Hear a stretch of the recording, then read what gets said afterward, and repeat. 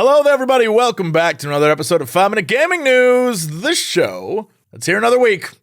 Let's do this thing. Today in the news, Xbox had its biggest console sale month in March since March 2011 and had its highest revenue since 2014. This, of course, could be because, unlike PlayStation, the Xbox is in stock with both Series S and Series X versions. And while Switch continues to sell like hotcakes, the lack of some popular games on Switch means most console players are having to choose their next-gen console between Xbox and waiting for a PlayStation. But, interestingly enough, this could also account for the fact that hardware sales across all platforms have dropped 24%. And overall, there was a decline across accessories and games as well. Perhaps people aren't buying new because they're waiting for the new that isn't available. But then it appears those who are tired of waiting and just said F it are buying that Xbox. Which is why at the beginning of Q1 2022, PlayStation was the #1 console being sold. But now at the end of Q1 2022, Xbox is the best-selling platform. So what do you think? Did you buy an Xbox because you were tired of waiting for PlayStation?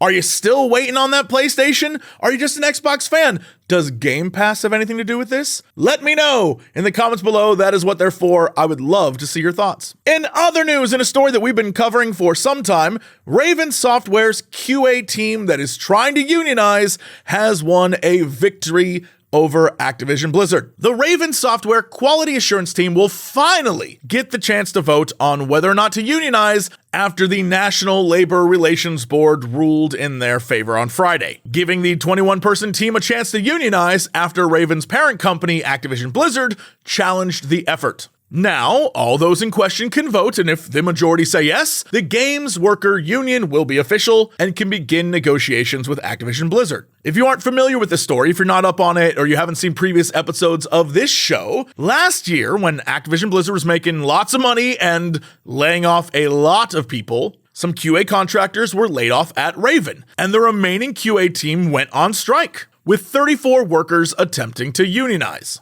They asked Activision Blizzard to recognize the union, and instead of doing that, they did anything in their power to stop it from forming. They sent out the flyers and the emails and the letters saying how bad unions are. They even went as far as earlier this year to bump other QA teams up to full-time from contract work, give them all the benefits, all the things that these people wanted, except they weren't going to give it to the Raven QA team. Which, even though they claim was not about the attempts to unionize, was absolutely a giant FU to the Raven QA team. And in response to this new National Labor Relations Board ruling, a spokesperson for Activision Blizzard said, "While we respect the NLRB process, we are disappointed that a decision that could significantly impact the future of our entire studio will be made by fewer than 10% of our employees. We believe a direct relationship with team members is the best path to achieving individual and company goals.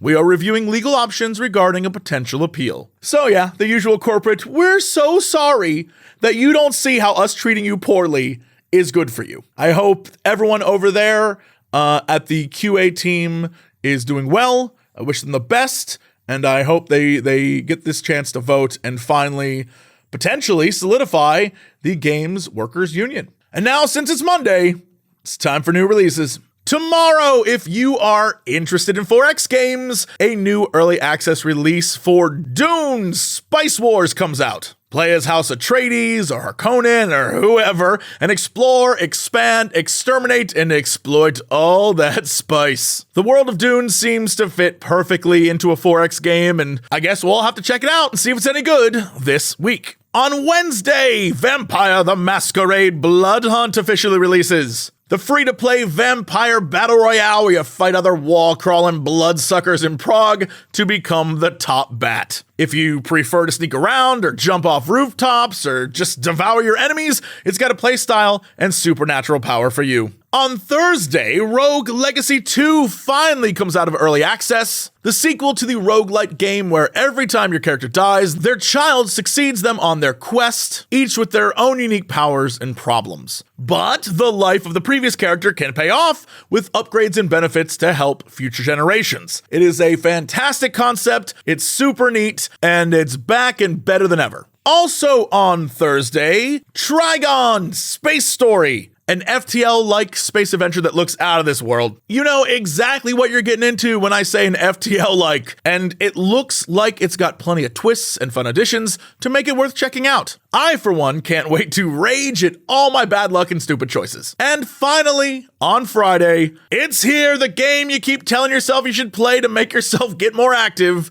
Nintendo Switch Sports. Use your Joy-Con to play tennis, volleyball, kick footballs, and more, as the return of this Wii Sports classic makes its debut on Switch. There is definitely a lot of nostalgia here. There's so many people looking forward to this one. We can only hope the tech has improved a bunch as well. The hype is real. Speaking of real, let's talk about the real ones over on patreon.com/Jesse Cox.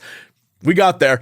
Especially Starbug, Marianne, and KM.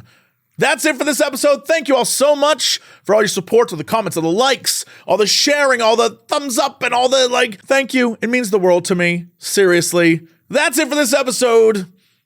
I'll see you tomorrow.